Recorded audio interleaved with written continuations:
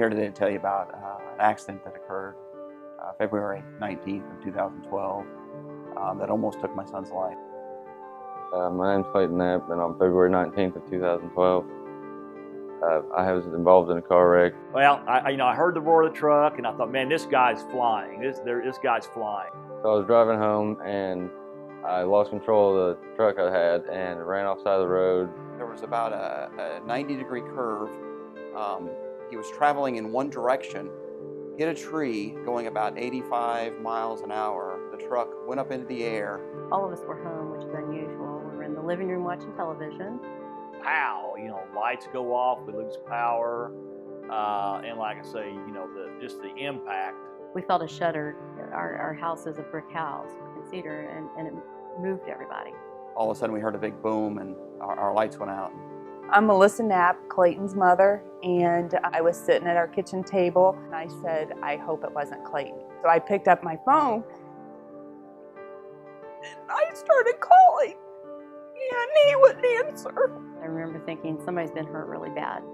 And all I remember is hitting a tree or a lot of trees. So we got to go, jump the vehicle, down the driveway we fly. We called EMS on our way down.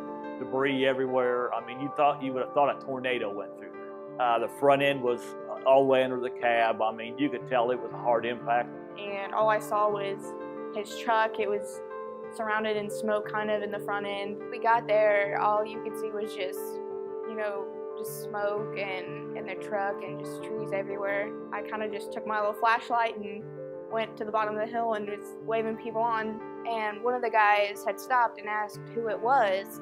And Nikki had yelled at me and asked who it was, and I yelled, "It's Clayton Knapp." I go outside, and I heard them holler his name.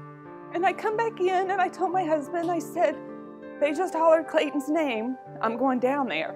And the truck was just tilted over, being held up by the trees that were there, and it was at the top of a ravine by the side of the road. Shoulders were caught in the window. There was only a part of the window available because of the trees that it was next to. It was jammed up against a tree.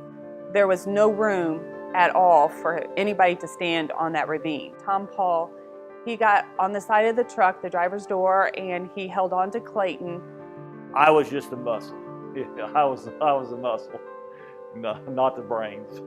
Tom was holding on to him, trying to get him out of the truck as his wife was trying to get his foot unstuck. He kept saying, "Don't let me go, don't let me go," and I held on to him. But every breath, I mean, I could just feel that blood coming out.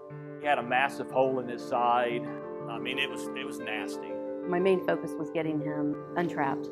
We just tried to get an area cleared out so that we could go ahead and work on him. So I laid him down on the road, and I just kind of had backed away, and I just looked down, and I was just drenched from here down with blood. I asked my daughter, Heather, to stabilize his head, so we tried to keep his head and spine stabilized, and I needed to, as much as possible, treat the injury.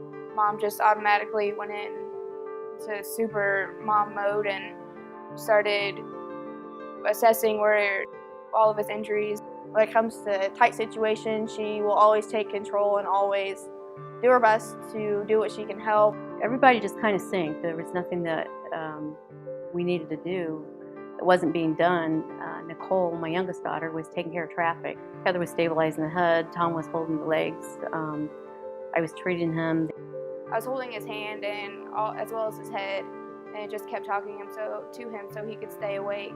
I just grabbed his hand and just started praying with him, and I was really concerned because I seen the extent of the injury and I was not sure if he was even going to make it. As a nurse and as a mother, I'm thinking, we never want parents to see people in that state. Pieces of bone and flesh were kind of hanging, and he was bleeding pretty severely. I've never experienced anything like this.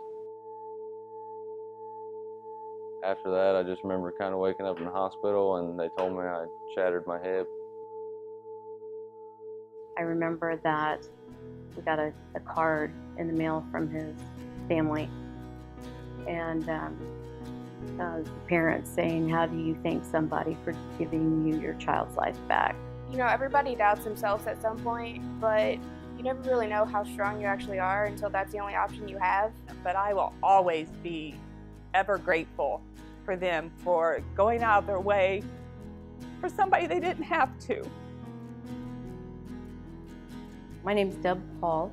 My name is Nicole Pahl. My name is Heather Pahl. My name's Thomas Pahl, and my family and I live in Trafalgar, Indiana. And they will always be special to me, no matter what.